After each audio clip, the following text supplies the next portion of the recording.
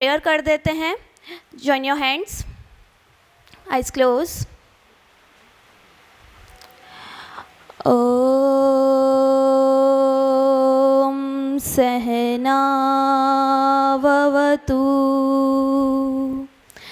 सहनौ भुनक्तु ॐ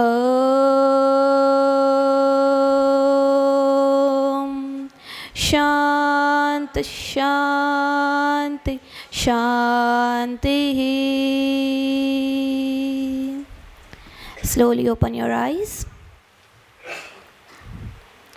Start karate. Yes, okay. Today, first we have Chairperson Professor Suresh Lal Baranwal. Please welcome on the stage.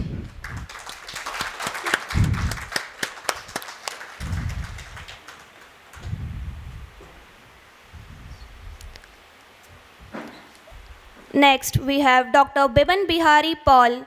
Please, sir, welcome on the stage. Give a big round of applause.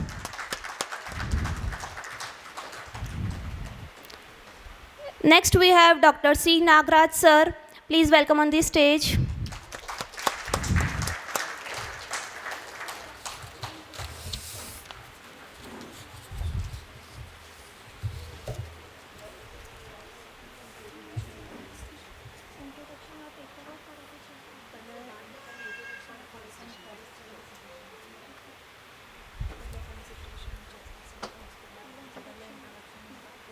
Haridwar, India. With an impressive academic background, including a PhD in yogic science and over 2 decades of teaching experience, he has authored research papers, mentored numerous students at the master's and PhD levels, and actively participated in the international and national seminars, workshops, and conferences advancing the discourse on yoga impact on mental and physical well-being. Additionally, his expertise is evident through his roles as the organizing secretly of key events like national seminars and international webinars addressing crucial topics such as Vedic wisdoms, cultural inheritance, and indigenous techniques in the context of contemporary challenges like COVID-19. His dedication and influencer in the domain of holistic health and wellness. So now I'm requesting Dr. C. Nagraj sir to felicitate our chairman, Professor Suresh Lal Baranwal, sir.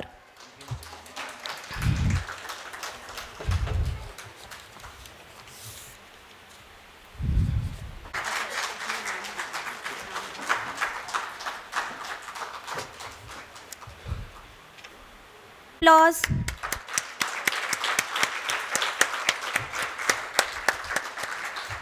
Figure in the field of yoga, serves as a professor and head of department of yoga at Gujarat Vidyapit in Ahmedabad. With over 20 years of teaching experience spanning various courses like Masters in Yoga, PG Diploma in Yoga, B.Ed and MPED, he has played a pivotal role in the shaping in the academic landscape of yoga education. His expertise encompasses landscape of yoga education, yoga teaching, yoga therapy, personality management, stress management, and fitness development, demonstrating a holistic approach. Author with 3 published books on yoga titled Yogasana Rahasya, Yogasana Margdarshan, and Pranayam Margdarshika. Moreover, his scholarly contributes include 17 research papers published in various journals, showcasing his commitment to advancing the understanding and practice of yoga. His vast experience, profound knowledge, and significant contributes establish him as a highly regarded authority in yoga education and research. So now I am requesting Dr. C. Nagraj sir to felicitate our Dr. Biman Bihari Paul sir.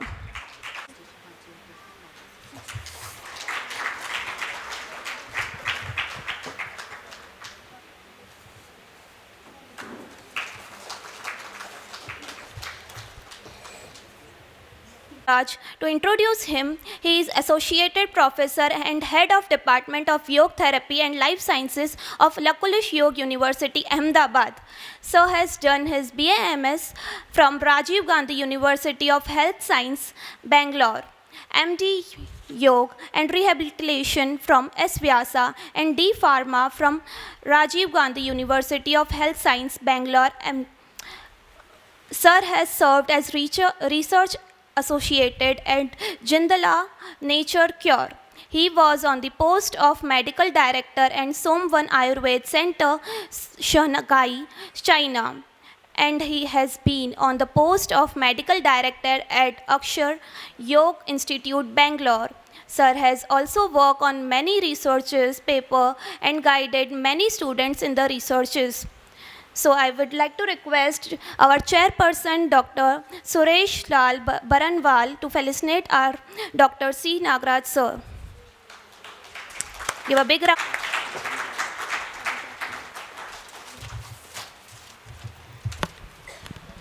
Thank you very much, sir. Now I would like to request our chairperson to take the session further on. Please, sir. अधिष्ठाता रहे राजश्री मुनि जी को स्मरण और वंदन करते हुए हम आज की इस कार्यक्रम की शुरुआत करते हैं। सर्वप्रथम हमारे बीच प्रोफेसर विमन पाल जी, हमारे अनन्य मित्र जो बैठे हैं गुजरात विद्यापीठ के, उनका स्वागत करते हैं। हमारे दूसरे जो को पर्सन हैं, आप सबके शिक्षक ही हैं, आपके घर के हैं, डॉक्टर श्री नागराज जी, जिनके निमंत्रण पे मैं यहाँ विद्यमान हूँ, उनका भी बहुत स्वागत करते हैं। हमारे बीच हमारे आचार्य प्रोफेसर ईश्वर भारद्वाज सर बैठे हैं और अन्य जो भी संस्थानों के विद्वान हैं, प्रतिभागीगण हैं, हम सभी को अपना नमस्कार और वंदन करते हैं। मैं अपनी बात इस सेशन की शुरुआत मैं ही करता हूँ और इसकी व्यवस्था इसलिए है कि हम लोगों की फ़्लाइट जल्दी है और हमें जल्दी यहाँ से मूव करना पड़ेगा, तो थोड़ा हम हो सकता है सेशन को बीच में छोड़ के जाएं। तो पहले से ही ऑडियंस और सभी से मैं क्षमा प्रार्थी भी हूँ कि कुछ ऐसी चीज़ें हैं, टाइम हमारे साथ अभी थोड़ा सा ऐसा हो गया है, तो मैनेजमेंट से मैंने पहले ही आदेश ले लिया है। डॉक्टर विवेक माहेश्वरी जी, रजिस्ट्रार मैडम बैठी हैं कि अब टाइम के साथ हम एडजस्ट करें तभी बात बनेगी। जो थीम दिया गया है आपके सामने है कि जो योग का जो प्रोस्पेक्टिव होना चाहिए न्यूरो साइंस को समझने के लिए, जो कॉग्निटिव न्यूरो साइंस है, और फिर उसमें मेंटल हेल्थ भी जोड़ने की बात हो रही है। हम सुबह से विचार कर रहे थे कि यौगिक साइंस और कॉग्निटिव न्यूरो साइंस की जो पूरा विज्ञान है, इसको हम अगर किसी में देखें तो महापुरुषों के जीवन में देख सकते हैं।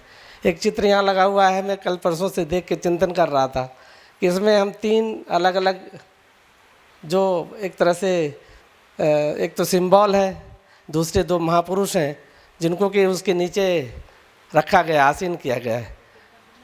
इस तरह का चित्र हमने एक जगह वहाँ भी देखा था, रामकृष्ण परमहंस का आपने देखा होगा, तपोभूमि है ना दक्षिणेश्वर में। तो 1994 में जब यात्रा करी तो वहाँ भी वो उसी तरह का चित्र था, ऊपर महाकाली की प्रतिमा, फिर रामकृष्ण परमहंस, फिर माँ शारदा के चित्र थे। प्रश्न मेरे मन में वहाँ तब भी आया था, चूँकि पहली बार उस तरह का दृश्य देखा था, लेकिन उसका जवाब भी हमको ये मिला। मैं गायत्री परिवार से बिलोंग करता हूँ, गायत्री परिवार से शायद कुछ लोग परिचित होंगे। तो परम पूज्य गुरुदेव वंदनीय माता जी का जो एक विराट स्वरूप रहा, वो गायत्री माता की स्थापना और उसके गायत्री परिवार की स्थापना के माध्यम से समाज में फैल रहा है। तो उन्होंने एक बार कहा था जाते जाते, 1994 की बात है, 1990 की बात है, वो जाने की तैयारी कर रहे थे, एक बैठक हम लोगों के ले रहे थे। उन्होंने कहा कि बेटा हमारा मिलना अब कम होता है, हमारे चरण स्पर्श भी कम होते हैं, लेकिन अगर तुम माता जी के चरण छू लेते हो तो मेरे छू लेते हो, और मेरा छू लेते हो तो माता जी के, वो गायत्री माता के छू लेते हो। वो बात वहाँ क्लिक करी। इस जो पूरा योग का तत्व था जो इस चित्र में है, जो उस चित्र में हमने देखे और जो बात थी वो सिंक्रोनाइज हो गई, और ये पता चला कि योग से किस तरह से हम अपने नर्वस सिस्टम को जागृत कर सकते हैं, उस नर्वस सिस्टम से क्या क्या ले सकते हैं। एक महापुरुष किसी सिंबॉलिक चीज़ से, अगर शिव जी की हम बात करें तो शिव जी हैं कि नहीं है पता नहीं है, लेकिन वो शिव जी के जो भी सिंबल तैयार हुआ वो उनके मन में उतरा। वो इतने बड़े मंदिर के रूप में यहाँ स्थापित है, त्रिदेव स्थापित हैं, वो किसने संचारित किया, उनको कैसे संचारित हुआ। अगर ये विद्या अगर ढूंढी जाए तो योग विद्या के अलावा कोई विद्या नहीं है, और यही बेसिकली कॉग्निटिव न्यूरो साइंस है।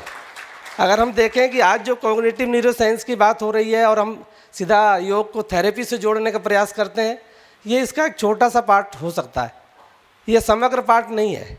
समग्र पार्ट तो यही है कि अगर योग उतरेगा तो एक जीवन, दो जीवन और जीवनों को बदलता हुआ चला जाएगा, तब योग कारगर है। अदरवाइज इस तरह के योग से कोई मतलब नहीं है कि हम एक थेरेपी देखें, किसी का सिस्ट सही कर दें, वो तो मेडिकल साइंस कर ही रहा है।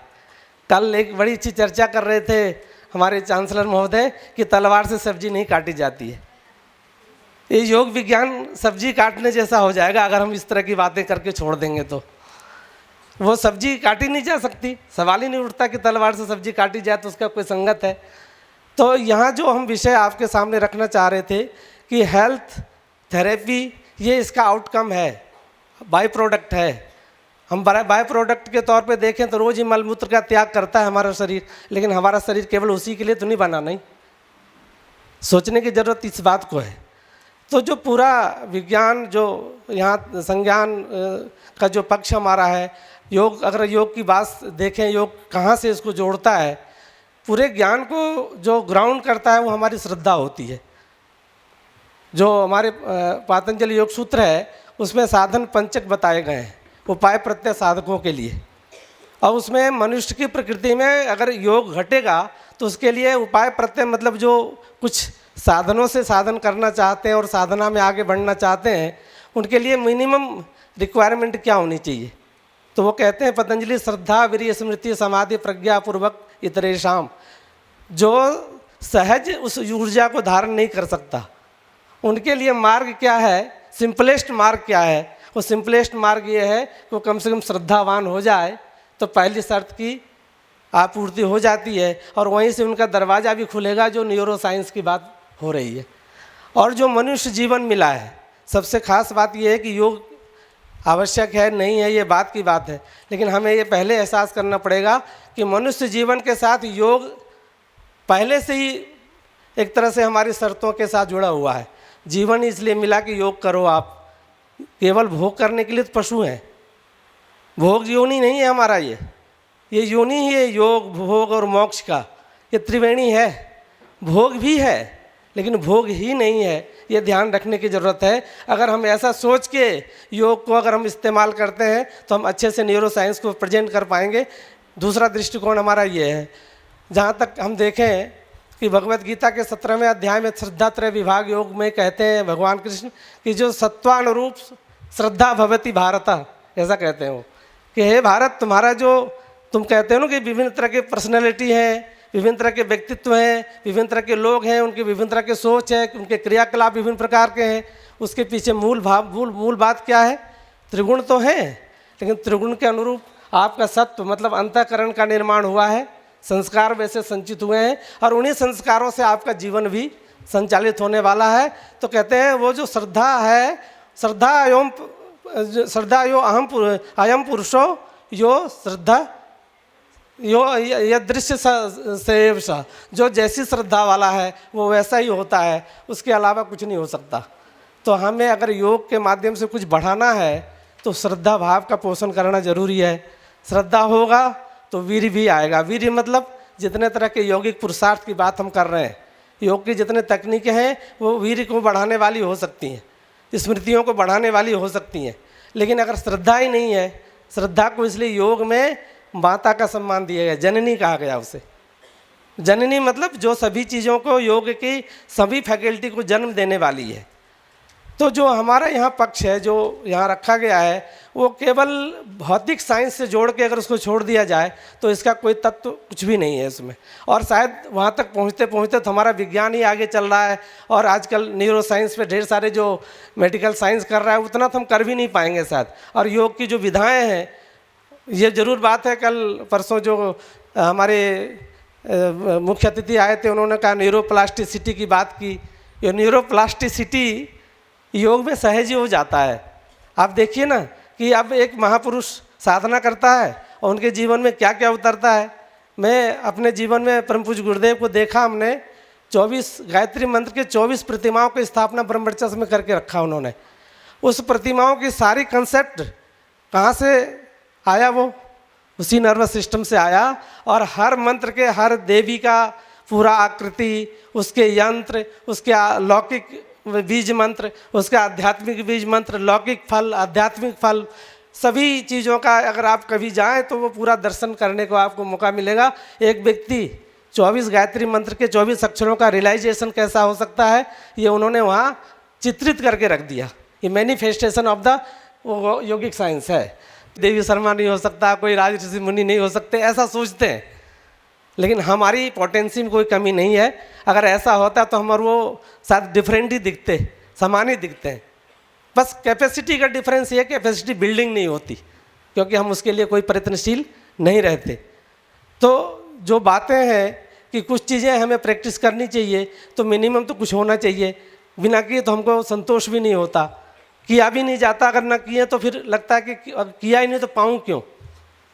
इसकी वजह भी यही है, भगवत गीता 18वें अध्याय में कहती है कि हम रजोगुण की पृष्ठभूमि पे जन्म हुआ है हमारा। हम पाएंगे भी तो ये चाहेंगे कि पहले हम कुछ दें, और दे के पाना भी चाहेंगे। ये हमारी सामान्य प्रकृति है। लेकिन जो हमारे नीचे की प्रकृति है वो तो सब भोग में वाली है, और जो ऊपर की है वो डिवाइन है। हम बीच में ब्रिजिंग कर रहे हैं। जो ब्रिजिंग कर रहे हैं वो हमारे न्यूरो साइंस के माध्यम से ही कर रहे हैं। इसी मनुष्य के मन में, मस्तिष्क में अगर देवत्व जगने वाला होगा तो उसके लिए न्यूरो साइंस बनेगा, पशु बनने वाला होगा तो उसके लिए भी न्यूरो साइंस बनेगा। आप योग में ज़्यादा उन्नत होना चाहते हैं कि भोग में, ये निश्चय करना आपका हमारा खुद का निर्णय हो सकता है। निर्णय जैसा होगा, क्योंकि एक सद्वाक्य मैं कहना चाहूँगा, जो जैसा सोचता है करता है वो वैसा बन जाता है। ये सिद्धांत है। तो सोचना सबसे पहले होता है, करना बाद में होता है, और बन जाना तो उसके बाद का आउटकम है। तो योग का पूरा जीवन सोच से शुरू हो रही है।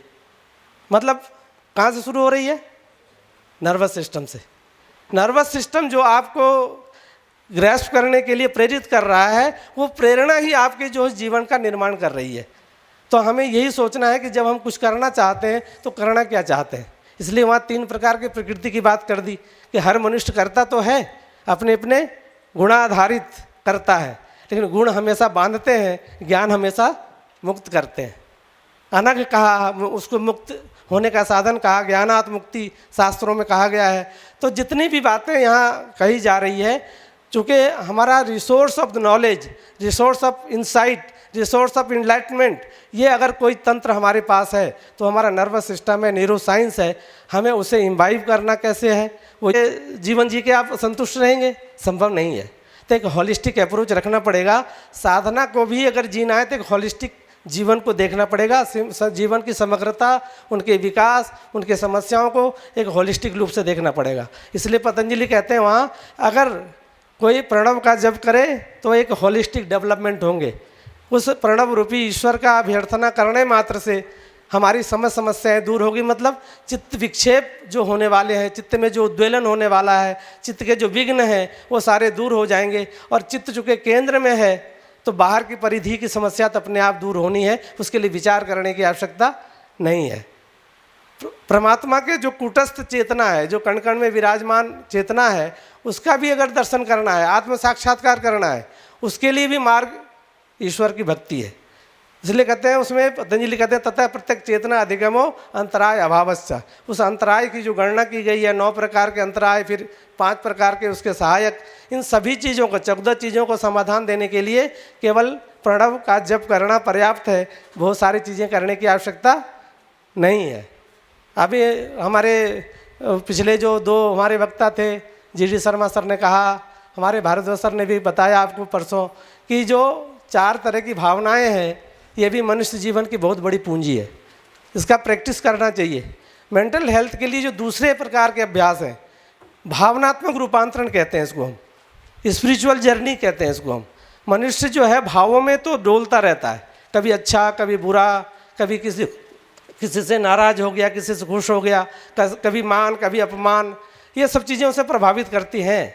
लेकिन अगर आप चाहते हो कि मन हमारा सब्लिमेट हो जाए, थोड़ा सा उच्च अवस्था में चली जाए, मन ज़्यादा इन बातों में विचार न करे, होगी तो घटनाएं होगी, ऐसा नहीं कहते कि होगी ही नहीं, होना तो स्वाभाविक है, मनुष्य जीवन है तो वो सुख दुख के दायरे में चल रहा है, लेकिन क्या कितना वो इम्पैक्ट डाल रहा है, कितने आप उससे प्रभावित हो रहे हो, प्रश्न इस बात का होता है। वहाँ समायोजन कैसे करना चाहिए, तो वो चार मैत्री करुणा मुदितोपेक्षा नाम जो कल परसों चर्चा हुई थी, उसमें 4 तरह के मनुष्यों से किस तरह के समायोजन किए जाएं और मनुष्य अपना मन को कैसे संतुष्ट रखे, इस पर विचार किया गया है। समायोजन इस सत्र की अध्यक्ष महोदय परम आदरणीय बर्नवाल जी, इसी सत्र के आदरणीय व्याख्याता डॉक्टर सी नागराज जी,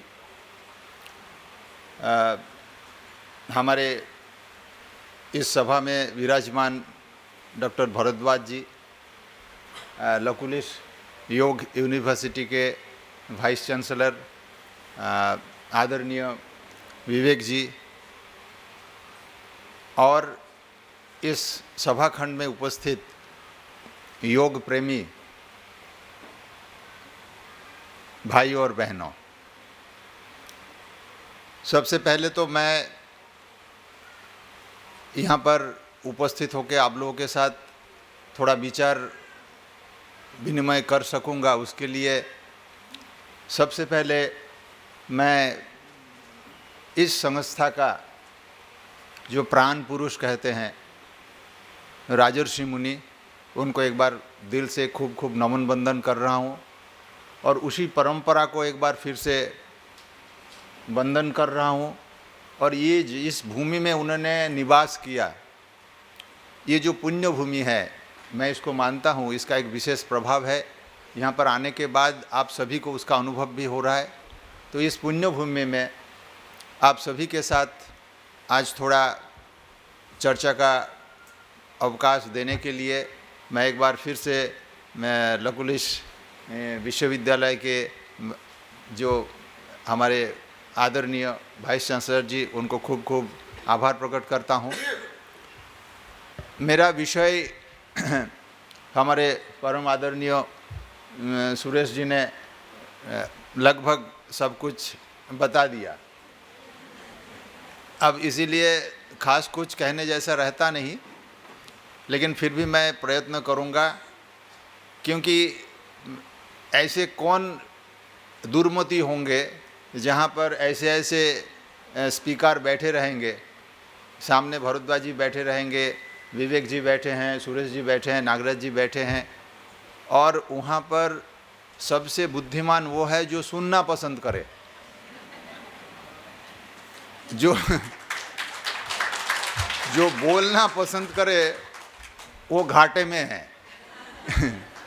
लेकिन अब आदेश हुआ है, इसीलिए कुछ तो कहना है। विषय बहुत ही गंभीर है, न्यूरोसाइंस एंड मेंटल हेल्थ। अब मुझे विशेष रूप में श्रीमद् भागवत गीता के संदर्भ में आप लोगों के साथ 2-4 बातें करनी हैं।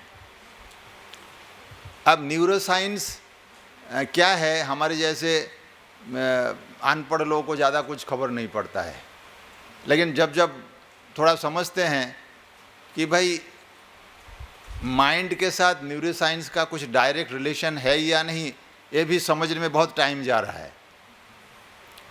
खरेखर मन ब्रेन में ही है, मस्तिष्क में ही है, और वो चेताकोष न्यूरॉन के द्वारा काम करने वाले कुछ है, या मन और कहीं पे है, उसका वर्किंग फील्ड और कहीं पे है, ये सब अब सोच रहे हैं। इस संदर्भ में आप लोगों को एक छोटा सा सत्य घटना मैं बता के आप शुरू करना चाहता हूँ कि डीन ऑर्निस का नाम आप लोगों ने सुना होगा। ये अमेरिका के बहुत बड़े कार्डियोलॉजिस्ट है, जो डॉक्टर रोनाल्ड रेगन के व्यक्तिगत चिकित्सक भी थे। उन्होंने एक रिसर्च वर्क किया था, और सबसे मजे बात उनकी नाम इसीलिए ले रहा हूँ कि वो योग के फील्ड पे गजब का काम किया उन्होंने, और ख़ास करके न्यूरोसाइंस से जुड़ा हुआ बहुत सारे काम उन्होंने किया। तो उन्होंने 2 ग्रुप रैट्स लिए हैं, रैट 10-10, और उनके ऊपर उन्होंने एक प्रयोग किया। कौन सा प्रयोग किया? प्रत्येक रैट को कोलेस्ट्रॉल युक्त आहार देना है, डाइट, और डाइट देने के लिए पर्टिकुलर रैट के लिए पर्टिकुलर इंसान चुना गया, और वो लैबोरेटरी से उनको डाइट दिया जाएगा, वो जाके वो रैट को खिला देंगे। तो एक ग्रुप, कंट्रोल ग्रुप को उसको विदाउट फ्री, मतलब कोई कोलेस्ट्रॉल नहीं था ऐसा डाइट दिया गया, और दूसरे ग्रुप को कोलेस्ट्रॉल युक्त आहार दिया गया।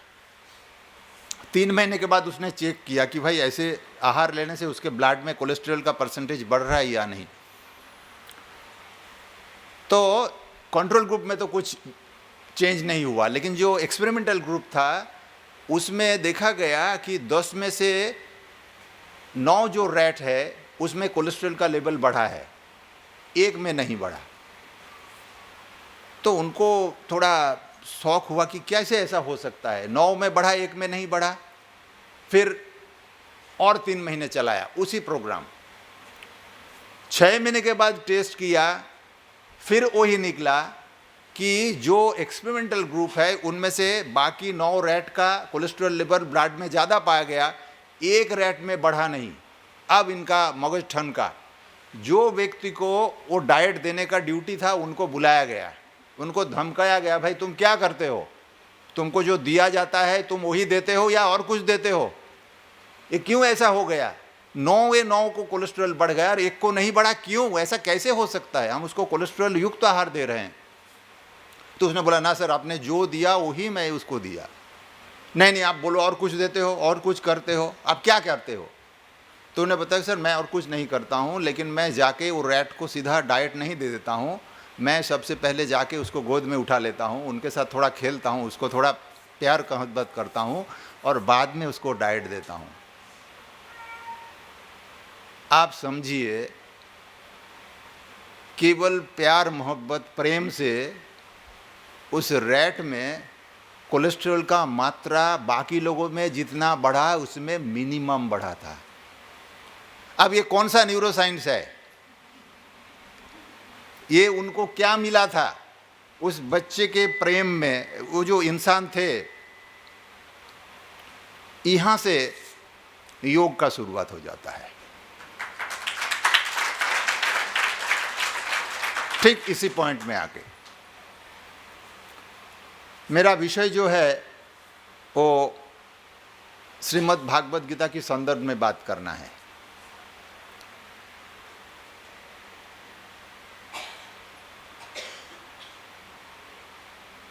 आज का जीवन जो है जटिल, बहुत ही जटिल है।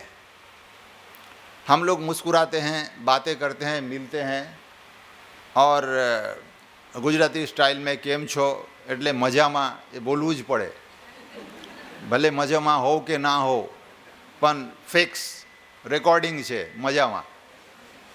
लेकिन अगर कंप्यूटर बिठा दिया जाए यहाँ पर तो पता चले कि भाई कितना मजामा।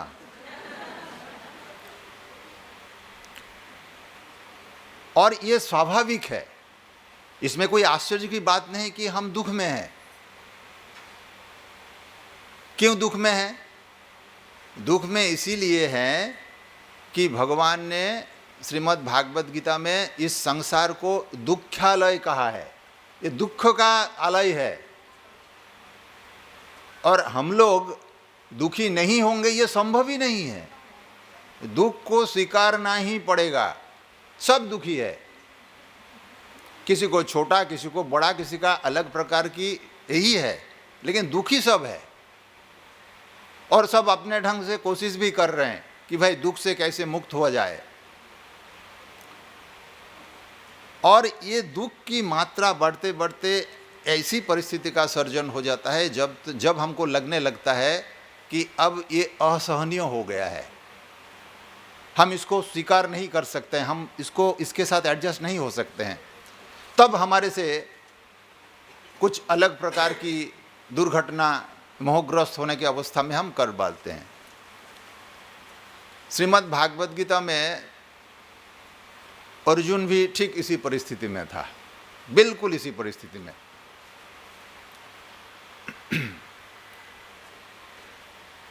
कई लोग श्रीमद् भागवत गीता का नाम सुनते ही चिढ़ जाते हैं। इसीलिए चिढ़ जाते हैं कि भाई ये तो अभी उम्र थोड़ा हो जाए 60 के आसपास तब पढ़ेंगे, और अभी से बहुत सारे काम हैं, अभी क्या करेंगे, अभी कोई ज़रूरत नहीं है। कई लोग ऐसे ऐसे आरोप भी लगाते हैं, आप लोग भी होंगे इसमें से कोई, कि अर्जुन कितना पवित्र था, भोले भाला था, बेचारा लड़ना नहीं चाहता था, टेररिज्म में उसको कोई इंटरेस्ट नहीं था। वो बिल्कुल बेचारा युद्ध ना करके वो भीख मांग के खाने के लिए तैयार हो गया था, सन्यासी होने के तैयार हो गया था। आप बोलिए कितना पवित्र आत्मा होंगे। ऐसे पवित्र आत्मा, इस पवित्र आत्मा को भगवान ने आके कान में कौन सा खुसुर खुसुर किया कुछ देर तक, और बाद में थोड़ा समय के बाद वो बोल रहा है कि अब मैं लड़ूंगा। इसको टेररिस्ट बना दिया फिर। इसलिए गीता जो है वो टेररिज्म सिखाता है, वो बिल्कुल टच मत करना, घर में रखना ही नहीं, क्योंकि घर में महाभारत शुरू हो जाएगा। उसका उदाहरण अर्जुन है, जो सन्यासी हो जाने वाला था बेचारा, उसको फिर उसी में घुमा के फिरा के कौन सा पट्टी पढ़ाया पता नहीं, वो इसी में आ गए। तो अर्जुन का परिस्थिति हमारे से भी बहुत ही भयंकर था। हम लोग तो बहुत आनंद में हैं। अब अर्जुन का परिस्थिति देखिए कैसा था। अर्जुन जो परिस्थिति में है, ये परिस्थिति में हम लोग नहीं हैं। वो तनाव की, मानसिक विक्षेप की चरम सीमा पर है। वो बता रहे हैं, बयान कर रहे हैं कि मेरा पूरा शरीर कांप रहा है। हम लोगों को नहीं कांप रहा है, हम शांति से बैठे हैं, रुआंटे खड़े हो रहे हैं। अर्जुन बता रहे हैं शुरुआत में, और क्या हो रहा है, मेरा हाथ से मेरा गांडीव खिसक रहा है, और मेरा स्मरण शक्ति खत्म हो चुका है, और एक पल के लिए मैं यहाँ पर खड़ा होने में असमर्थ हूँ। आप लोगों ने जीवन में शायद ये परिस्थिति को कभी अनुभव नहीं किया होगा, मैंने कभी कभी किया। जब पिताजी के पास वो प्रोग्रेस रिपोर्ट साइन कराने के लिए जाते थे तब हमको लगता था कि ये मैथमेटिक्स का मार्क्स देख के पिताजी जब देखेंगे, तब हम लोग को लगता था कि अभी एक पल भी यहाँ पर खड़ा रहने में असमर्थ हूँ, वो स्थिति।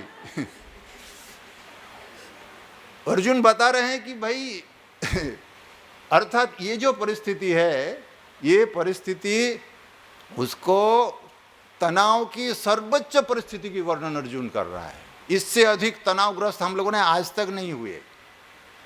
आप परिस्थिति देखिए।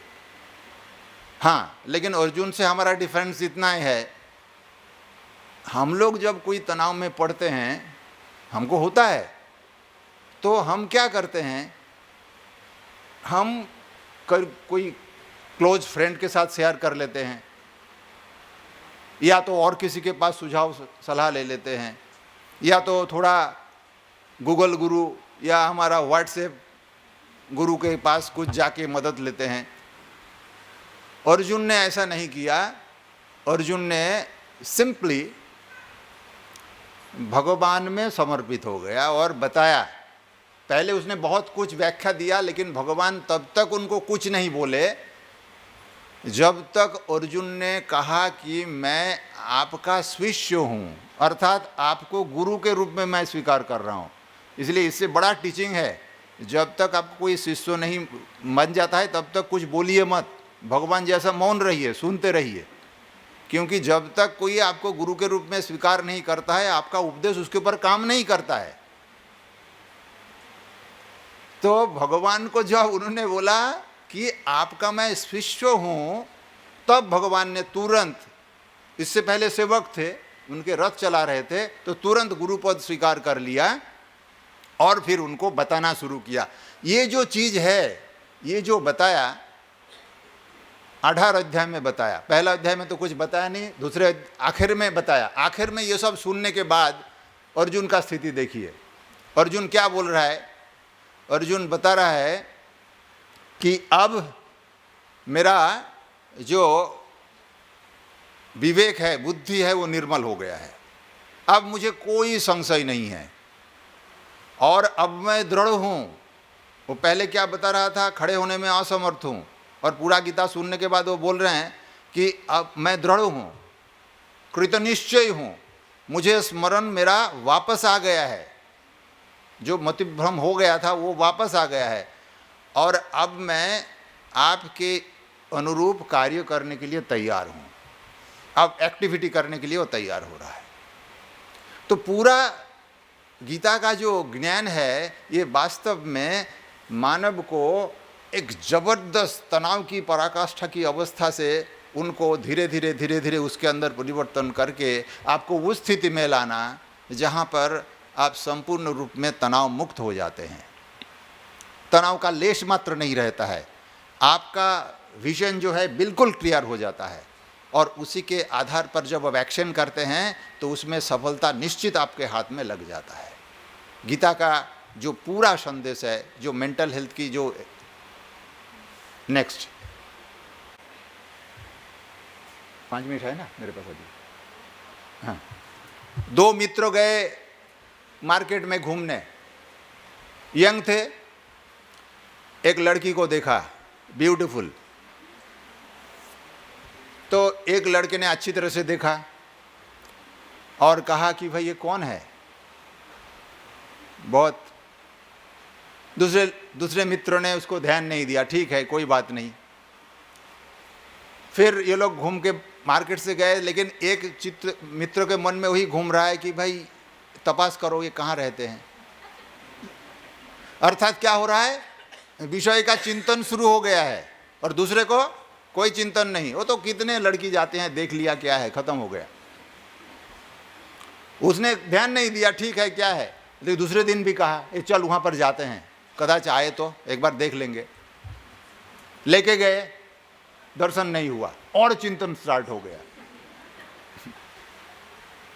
7-8 दिन के बाद एक बार दोबारा दर्शन हुआ, उसके बाद दिन रात चिंतन, उसी का ही चिंतन करते करते इतना लगाव बढ़ा, आखिर में बोला कि तू कुछ भी कर, इनको ढूंढ निकाल और उसके घर में हमारा रिश्ता लेके जा, नहीं तो मैं प्राण दे दूंगा। अभी रहा नहीं जाता है।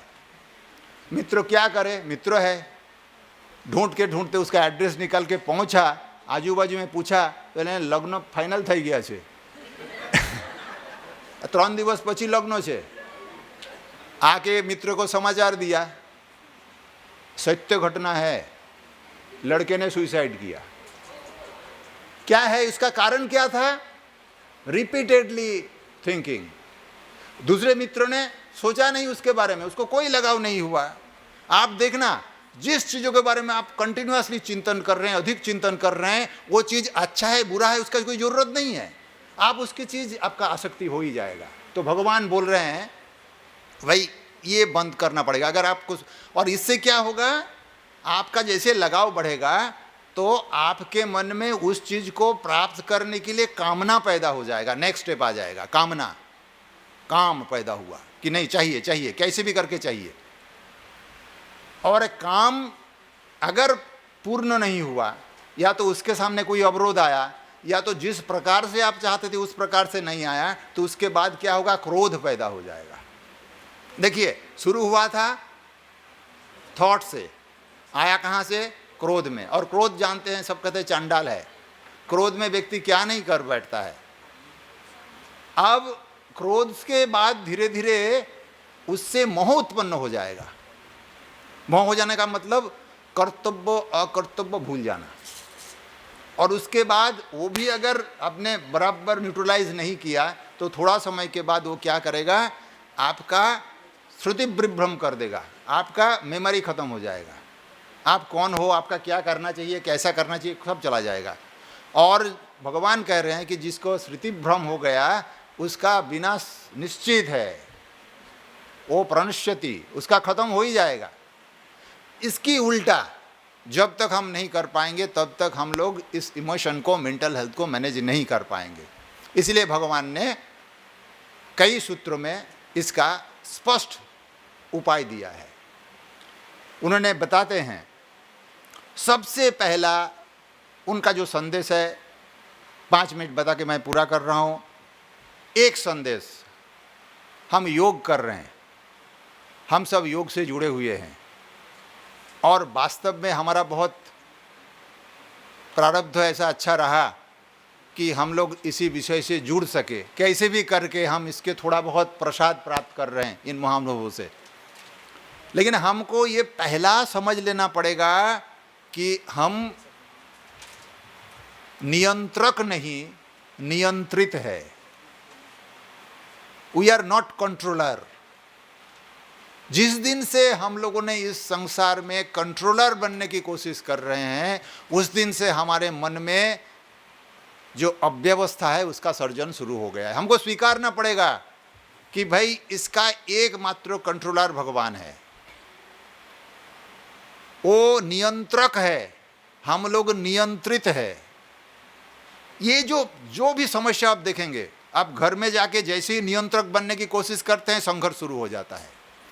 ऑफिस में जाके आप नियंत्रक बनने की कोशिश करते हैं, संघर्ष शुरू, तुरंत संघर्ष शुरू, कॉन्फ्लिक्ट पैदा हो जाएगा।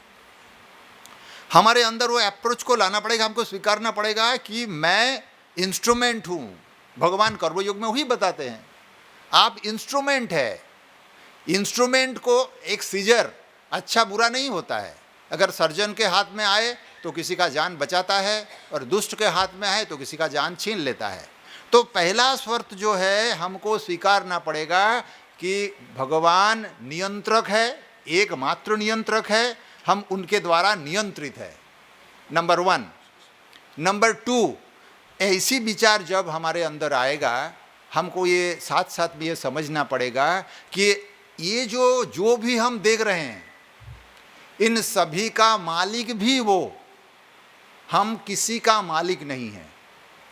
जो मालिकाना हक हो जाता है ना, हम जिसके ऊपर स्वामित्व का स्थापन करना चाहते हैं, तुरंत वो चीज़ क्या होता है, उसको हमारे लिए एक बड़ा मुसीबत खड़ा कर देता है। मन के अंदर कई प्रकार की दुर्भावनाएं, अधिकार बोध, उससे मुझे ऐसा ही वर्तन चाहिए था लेकिन इसने ऐसा नहीं किया, इस प्रकार की भावना आता है। इसीलिए उसको हमको, जो भगवान गीता में स्पष्ट संदेश दे रहा है कि नहीं, ये सब कुछ मेरा है। आपने बहुत कुछ अचीव कर लिया, लेकिन वो भी आपका नहीं है, आप उसकी फल की अपेक्षा मत करो।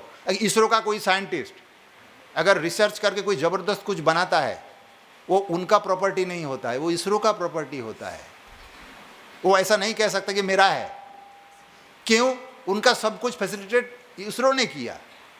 आपने जो भी किया भगवान का लेते हुए किया, आपके पास है क्या? आप ही खुद भगवान का है। ये संदेश भगवान गीता में देते हैं। तो ये दूत्र हमसे मिले थे कि सर मैंने इतने स्पर्धा में इतने किया है। बहुत अच्छी बात है, आप बताएं, माफ़ करना, आप योगासन स्पर्धा में कोई व्यक्ति कैसा आसन कर रहा है वो पतंजलि आके ही समझ पाएंगे, हम लोग समझ पाएंगे वो कौन सा आसन कर रहा है? सच बताइए, आप उसका क्या नाप सकेंगे? आप जो भी नापेंगे आप भौतिक दृष्टिकोण से ही मापेंगे ना, लेकिन वो वास्तव में स्थिर सुखम आश्रम में है या नहीं, उसके लिए कोई मशीन आपके पास है ही नहीं। तो योग तो कितनी गहन विषय है, लेकिन ठीक है, वर्तमान समय की परिप्रेक्ष्य में इस प्रकार से योग को रखा जा रहा है। मुझे उम्मीद है कि इसी प्रकार से आप सब आगे बढ़ते रहिए और इसी प्रकार जो महानुभव है इन लोगों का मार्गदर्शन लेते रहिए और हमको भी आनंद देते रहिए और खुद भी आनंद प्राप्त करते रहिए। आप लोगों को खूब खूब प्रणाम। सर, हम आपको हमारी परंपरा की जो मूर्ति है उसका थोड़ा मिनिएचर वर्जन हमारे पास जो है वो आपको गिफ्ट करना चाहिए।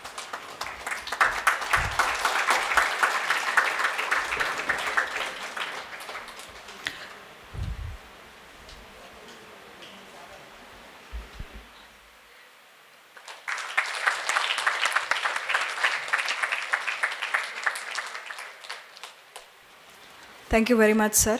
Now we can continue with the session. Nagraj sir, please.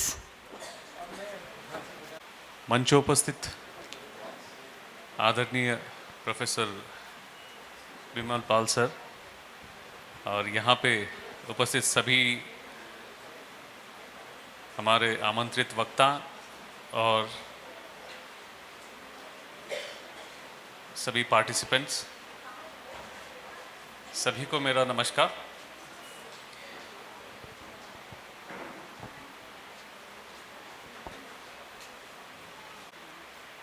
उसके बाद मेरे पास कहने के लिए बहुत ही लिमिटेड थिंग रह जाता है और मेरा काम वैसे भी आसान हो गया। जैसे सर ने कहा कि ऐसे ऐसे महान वक्ताओं के सामने जो सुनने वाले हैं वही इंटेलिजेंट हैं, राइट।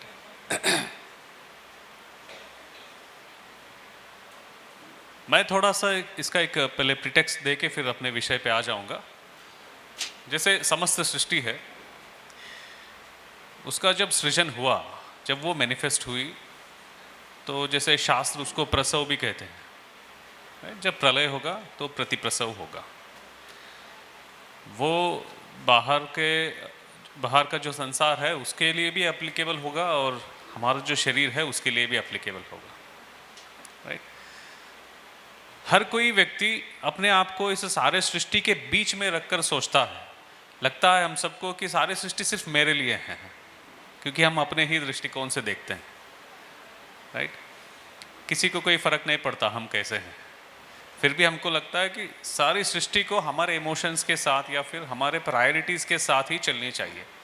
नेचुरल है, हम सबका एक्सपेक्टेशन वही है, राइट।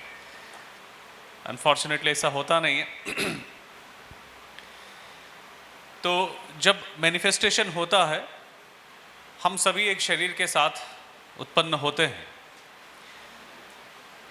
जब कंसेप्शन होता है, शुक्र शोणित या स्पर्म और ओम जब एक साथ आते हैं तो उनमें जेनेटिक कोडिंग ऑलरेडी हो जाता है। इस तरह का कोडिंग होता है, डिसाइडेड होता है कि कौन से एज पे कौन सा बॉडी पार्ट को किस तरह से विकसित होना है, राइट। पुरुष में कब मूछें निकल के आनी है उनके चेहरे पे, राइट, या शरीर में कोई रोग उत्पन्न होना है, इसी एज में ऐसा ही पर्टिकुलर एक डिसीज उत्पन्न होगा।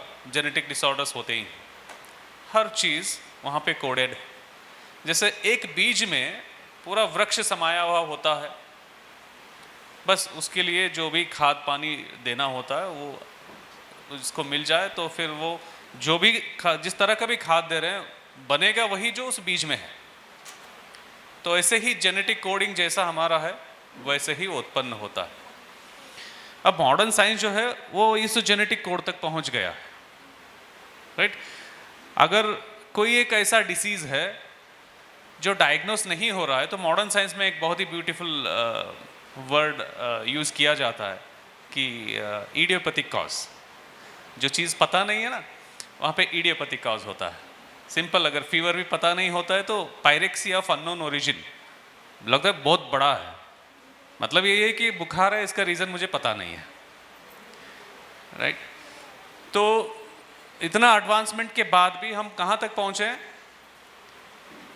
हमारे जीन्स के जो कोडिंग है वहाँ तक पहुँचे हैं। और उस जीन्स के कोडिंग का सोर्स क्या है, किस आधार पे उसका कोडिंग होता है, उसको भी एक्सप्लेन करने के लिए पतंजलि योग सूत्र में बहुत ही एक ब्यूटीफुल व्याख्यान मिलता है। वहाँ पे जो भी हमारे संस्कार होंगे अगले जन्म के जो जेनेटिक कोडिंग्स होंगे वो उसके भी कारण बनेंगे, राइट। सती मूले तद विपाको जातिरायुर्भोगा।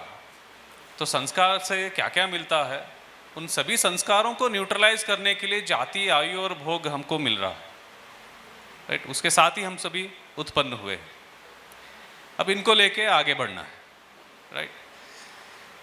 तो इन्हीं जेनेटिक कोडिंग के अकॉर्डिंगली हमारे सारे सिस्टम्स डेवलप हुए हैं। उनमें से नर्वस सिस्टम भी एक है, राइट। तो कभी जैसे भी हमारा कोडिंग होगा नर्वस सिस्टम उतना ही वेल डेवलप्ड होगा, हमारा परसेप्शन भी उसी लेवल का होगा। तो एक कैपेसिटी के साथ हमने जन्म लिया।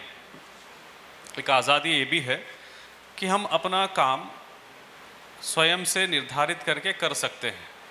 यही एक बड़ा सवाल है कि वो एक्चुअली कौन सा वो काम है जो करने लायक है। सर भगवत गीता का जैसे उदाहरण दे रहे थे बार बार, उसमें हमको ये भी देखने को मिलता है कर्म योग के अध्याय में अर्जुन को भी यही सवाल था, वो क्या काम है जिसको करना चाहिए और क्या है जिसको अवॉइड करना चाहिए। तो कृष्ण कहते हैं किम कर्म किम कर्मेति कवयोप्यत्र मोहिताः। मैं और तुम नहीं, साधारण लोग नहीं, बड़े बड़े पंडित लोग वो भी मोहित हैं कि क्या करना है और क्या नहीं करना है। अब मैं तुमको वो चीज़ बताता हूँ जो करने लायक है, राइट। सो जैसे कोई भी एक विषय होता है तो उस विषय को प्रमाणीकृत करना और उसके बाद उसको प्रेजेंट करना इम्पॉर्टेंट होता है, तभी जाके वो सत्य के रूप में सभी के लिए एक्सेप्टेबल बनता है। अब योग जैसे विषय के लिए कौन सा प्रमाण आप प्रस्तुत करेंगे, क्योंकि उसको परसीव करने के लिए कुछ एक्स्ट्रा ऑर्डिनरी थिंग्स चाहिए थे जो उस ज़माने में हमारे महर्षियों के पास रहती थी, क्योंकि वो तो साधना से उत्पन्न होती थी। आपने गीता में देखा होगा, कृष्ण ने कहा था तुम इन आँखों से मुझे नहीं देख सकते, उसके लिए तो तुमको मैं दिव्य चक्षु देता हूँ।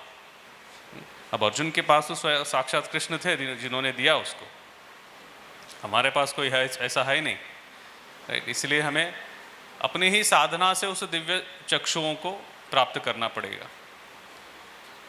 तो ऐसे एक महान विद्या को आप बाहर कैसे बता पाएंगे? उस ज़माने में जो भी रिसर्च होता था उसके ये पैरामीटर्स थे, राइट। इनफैक्ट जो वर्ड है ऋषि, जो अर्श धातु से उत्पन्न होता है, उसका तो मतलब ही यही है कि जो सत्य को जानता था या फिर सत्यान्वेषी व्यक्ति है, रियलाइज्ड सोल है। तो वही उस ज़माने का रिसर्च था। उस टाइम पे जो भी उनका रिसर्च रहा उसका टॉपिक था एब्सोल्यूट रियलिटी। अभी एब्सोल्यूट के बारे में हम में से कोई बात नहीं करते। इनफैक्ट जो हाईएस्ट प्राइज है नोबेल प्राइज, वो भी दिया गया तो थ्योरी ऑफ रिलेटिविटी के लिए दिया गया। So everything is relative, nothing is absolute, right. Only Indian scripture speaks about the absolute reality. और एब्सोल्यूट रियलिटी है क्या? वही एक परमात्मा है जो कभी ना बदलेगा, वो नित्य है, वो जैसा था वैसा है और ऐसा ही रहेगा, राइट। तो इन सभी चीज़ों को समझने के लिए कुछ एक्स्ट्राऑर्डिनरी सेंसेस चाहिए जो हमारे पास नहीं है। इसलिए जो भी अवेलेबल पैरामीटर्स अभी के समय के हैं, उन पैरामीटर्स के आधार पर योग से जो भी चेंजेस हमारे शरीर में या हमारे व्यक्तित्व में आते हैं उनको मेजर करके प्रस्तुत करना है। जब भी साइंटिफिकली ये प्रूव होगा तो ज़्यादा इजीली एक्सेप्टेबल होगा आज के जनरेशन के लिए। जैसे योगी के लिए इनफैक्ट मंदिर भी मायने नहीं रखते, वो भी एक मूर्त ब्रह्म है। फिर भी वहाँ पे गीता जैसे महान ग्रंथ में वो यहाँ तक कहते हैं कि मैं इन सब चीज़ों में नहीं हूँ, मैं अमूर्त हूँ, सबके परे जाके तुमको मुझे प्राप्त करना पड़ेगा। मगर शुरुआत कहीं ना कहीं से तो करना पड़ेगा, राइट। वो मंदिर जैसे कोई स्थान हो सकता है, क्योंकि इनिशियली मूर्त ब्रह्म को समझाते हुए उन्हें कहा था तुम जो इमेजिन करना चाहते हो करो, वो मैं ही हूँ। तुम पानी को इमेजिन करो तो सागर में ही हूँ, तुम माउंटेन को इमेजिन करो तो पूरा मंदार पर्वत में ही हूँ, जो भी तुम इमेजिन कर सकते हो वो मैं ही हूँ, राइट। तो मूर्त से ही अमूर्त तक जाना पड़ेगा। तो इसलिए जो भी कंटेम्परेरी पैरामीटर्स है उन आधारों के ऊपर किस तरह से हम इन सूक्ष्म विषयों को जान सकते हैं, उसको चर्चा करने के लिए हमने इस विषय का चुना था। जैसे कॉग्निटिव न्यूरोसाइंस, अभी कॉग्निशन क्या है इसके बारे में तो हमारे सभी वक्ताओं ने बोला ही। हम क्या करते हैं, हम हमारा जीवन ही एक भाव है, हम उन्हीं इमोशंस को ही जीते हैं। कभी खुशी को जीते हैं तो कभी दुख को जीते हैं, जितने भी इमोशंस हैं उन्हीं को जीते हैं। इनको संस्कृत में कहा जाए तो फिर वो थोड़ा सा रिलीजियस लग सकते हैं, और इंग्लिश में कहा जाए तो थोड़ा साइंटिफिक लग सकते हैं। भाषा का ही फेर लगेगा आपको, ठीक है। जैसे सर ने बहुत अच्छी वो श्लोक बताया, ध्याय तो विषयान पुंसः, परसों देख रहे थे उसको, किस तरह से कोई एक इमोशन जब जनरेट होता है हमारे व्यक्तित्व के अंदर और कैसे वो मैनिफेस्ट होता है बॉडी के अंदर। तो जिस तरह के इमोशंस होंगे वो रिपीट करेंगे ऐसे ही कंटिन्यूसली, तो एक नया कनेक्शन बनेगा, नया एक स्किल डेवलप होगा अंदर। पहले ऐसे माना जाता था कि जो ब्रेन सेल है वो एक बार ख़त्म हो गया तो फिर रीजनरेट नहीं हो सकता। रिसेंट कुछ दशकों में ये पता चला है कि brain cell also can regenerate. उसी प्रोसेस को उन्होंने न्यूरोप्लास्टिसिटी का नाम दिया, राइट। तो कुछ ऐसे न्यूरल कनेक्शंस और पाथवेज हैं जिनके साथ हमने जन्म लिया। कुछ ऐसी भी लिबर्टी है जहाँ पे हम नए न्यूरोनल कनेक्शंस बना भी सकते हैं, ठीक है। अब जितने भी प्रॉब्लम्स हैं उनको समझाने के लिए योग सूत्र में उन्होंने व्याधि शब्द का प्रयोग किया, जो 9 अंतराय में आपको देखने को मिलेगा। अगर कोई एक स्किल टूट भी गया है, जैसे पैरालिसिस में कोई एक कनेक्शन टूट जाता है न्यूरोलॉजिकल, राइट, अब उसको फिर रीजनरेट करना है उसी स्किल को। हालांकि बहुत ही मुश्किल है, थोड़ा सा इम्पॉसिबल के पास लगता है, मगर इम्पॉसिबल नहीं है, इट इज़ पॉसिबल। तो एक सिस्टम जिसके साथ हमने जन्म लिया, अगर वहाँ पे कुछ कनेक्शन टूट गए हैं तो with our efforts we can regenerate that. उसके लिए 2 ही चीज़ हैं योग में, अभ्यास और वैराग्य। जो रिक्वायर्ड थिंग है उसका अभ्यास करना है और जो ज़रूरत नहीं है उसको दूर करना है। एक शॉर्ट टर्म पोटेंशियल जनरेट करता है जो कुछ न्यूरोट्रांसमीटर्स को रिलीज़ करता है। आपने देखा है वो चाशनी को जैसे ऊपर करते हैं तो नीचे कुछ ड्रिबलिंग हो के बाद में वो थोड़ा घनीभूत भी हो जाता है, एक स्ट्रक्चर दिखने लगता है, सॉलिड स्ट्रक्चर दिखने लगता है, राइट।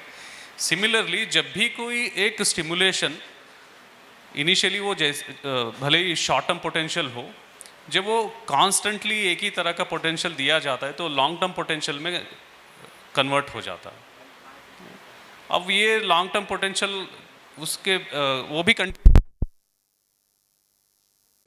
और सुबह से शाम तक इनमें से कोई ना कोई एक चीज स्ट्रेसर बन के हमको वो दिखाते ही रहता है। हम टीवी में देखते हैं कितने सारे रेप सीन्स होते हैं या वायलेंट सीन्स होते हैं, रॉबरी के सीन्स होते हैं। जैसे ही कोई स्ट्रेसर आया बॉडी कुछ ना कुछ तो रेस्पॉन्स देगा ही, right. Every action has its equal and opposite reaction. तो वो जो भी रिएक्शन है जिसके लिए कार्टिसोल रिलीज हो रहा है शरीर में, फिर जैसे ही आपने मूवी बंद कर दी तो वो कहाँ चले जाएंगे? रिलीज तो हो गए हैं ना अभी, राइट। हमारा एक थ्रेशोल्ड है, वहां तक वो सह सकता है। उसके बाद भी ऐसे ही स्ट्रेसर्स जब रिपीटेडली ऐसे ही स्टिमुलेशंस हम एक्सपोज करते रहे अपने आप को, तो एक बार वो थ्रेशोल्ड भी क्रॉस हो जाएगा। उससे रिलेटेड जो भी डिफॉर्मिटीज हैं वो अंदर आ सकते हैं, राइट। वो सिर्फ कोई एक चीज नहीं, जैसे काम है, अगर कोई लस्ट है अंदर रिपीटेडली आपको स्टिमुलेट करता है तो वो भी कुछ ना कुछ हार्मोन्स अंदर रिलीज करेगा ही करेगा।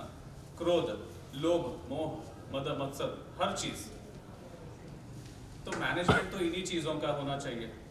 आप इनको कंसिडर करके देखेंगे तो जितने भी आश्रम या फिर हमारे ऋषि मुनि रहे हैं वो सभी मेंटल हेल्थ के अबोर्ड रहे हैं, राइट।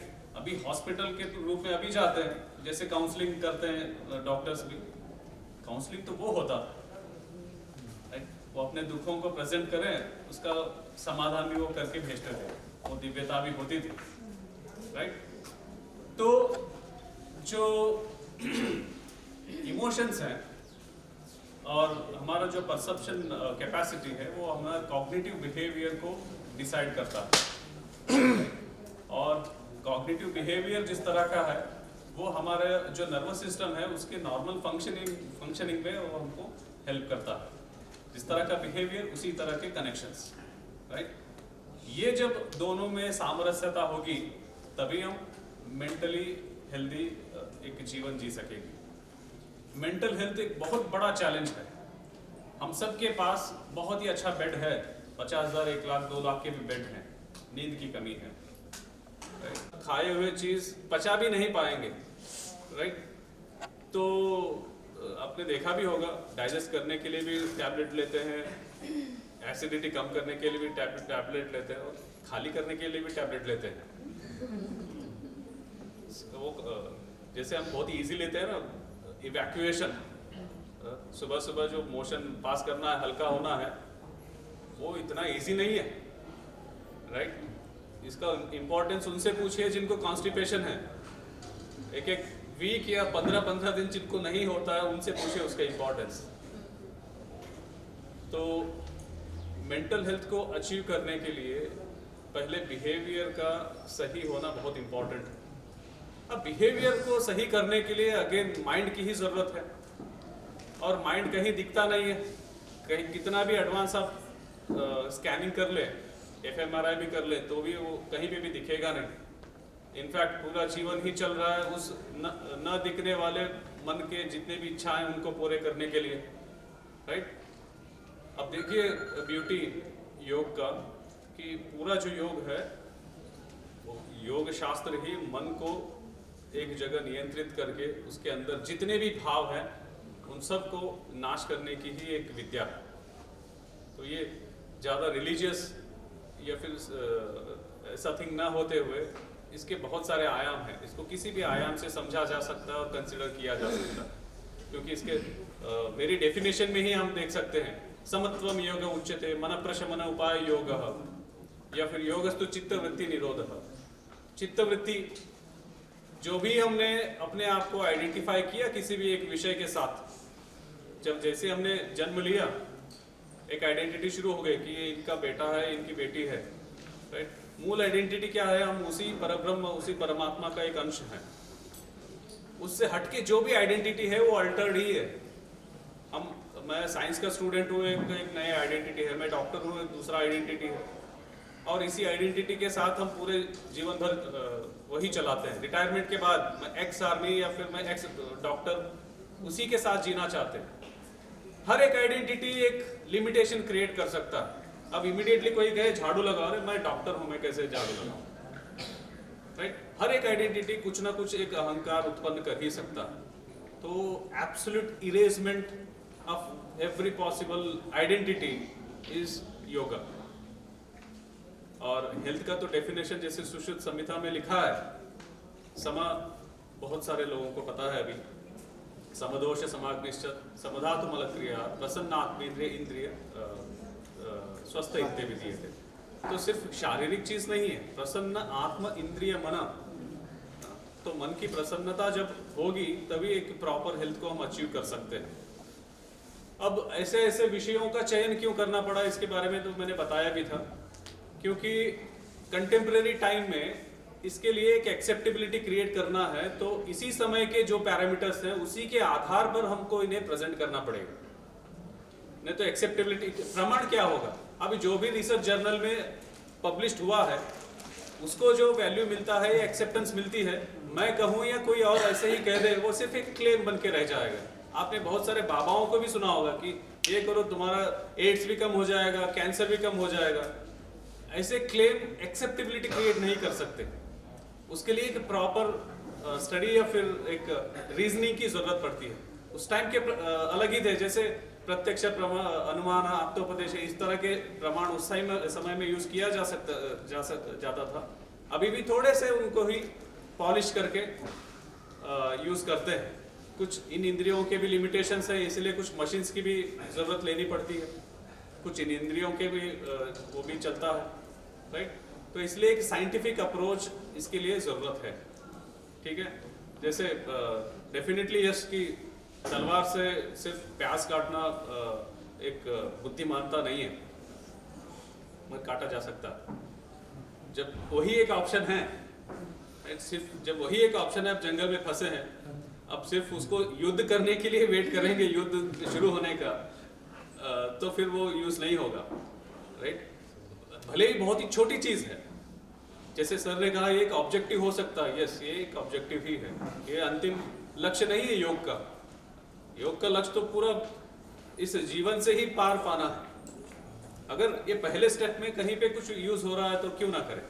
अब वही तो एक चीज है, नहीं तो आपको फिर वही मेडिसिन, वही बाकी चीजों की तरफ जाना पड़ेगा, right. So to maintain this mental health, जो कि बहुत ही चैलेंजिंग है आज के एरा में। रिसेंटली मेरी बात हो रही थी, कैलिफोर्निया में एक ह्यूमैनिटी इंस्टीट्यूट है, वहाँ पे भी वो एक बिहेवियर थेरेपी पे बहुत कुछ एक मॉडल क्रिएट करना चाहते हैं, योगा बेस्ड मॉडल क्रिएट करना चाहते हैं। क्योंकि कोरोना के दौरान जो आइसोलेशन क्रिएट हुआ है उसके चलते मेंटल हेल्थ इतना डिस्टर्ब हो गया है कि वायलेंस लेवल बहुत ज़्यादा बढ़ गया है वेस्टर्न कंट्रीज में। आपने बहुत सारे न्यूज़ेस देखे होंगे, कोई भी स्टूडेंट अपना मशीन गन आके स्कूल में क्लासेस में चला रहा है, जिसके चलते कुछ लोग मर भी जा रहे हैं, राइट। इमोशन के ऊपर बिल्कुल ही कंट्रोल नहीं है। उनका एक्सपेक्टेशन है, वो इंडिया की तरफ देख रहे हैं, कुछ आप बना के दे सकते हो क्या जिसके चलते हम इमोशंस पे कंट्रोल ला सके। वो जो आइसोलेशन से मेंटल ट्रॉमा हुआ है, उससे क्या हम उनको बाहर निकाल सकते हैं। तो कोशिश जारी है ऐसे कुछ मॉडल्स तैयार करके देने की। जैसे ये 4 चीज़ों के बारे में भी योग सूत्र में हम काफ़ी देखते हैं, मैत्री, करुणा, मुदिता, उपेक्षा। रिसेंटली हमारे एक रिसर्च स्कॉलर डॉक्टर विरल रावल के साथ हम ये काम कर रहे थे कि कोपिंग, इसको एज ए कोपिंग स्ट्रैटेजी हम कैसे यूटिलाइज कर सकते हैं, राइट। ये इनबिल्ट होता ही है हर किसी के अंदर, कोप अप करना। जो योग प्रैक्टिस कंटिन्यूसली करते हैं, थोड़ा सा एक एडिशनल बेनिफिट होता है, उसको उसी तरह से कोप अप करता है जिस तरह से शास्त्रों में लिखा गया है। ये हमने हमारे एक रिसर्च स्टडी के द्वारा उसको डॉक्यूमेंट भी किया और we were able to publish it in very good journal also, right. So with this scientific approach, और ज़्यादा समय नहीं लूँगा, अभी नेक्स्ट कार्यक्रम भी होने हैं। I would like to thank the audience for bearing me until here, and organizers for giving me this opportunity. And I would like to thank co-panelists, and I would like to thank everybody present over here. So thanks for giving me this opportunity. लोगों को सिखाते रहे। Thank you very much, sir. अभी before ending this session, I would like to invite on stage our international competition winner. She has won 2 gold medals in international competition, 2 silver medals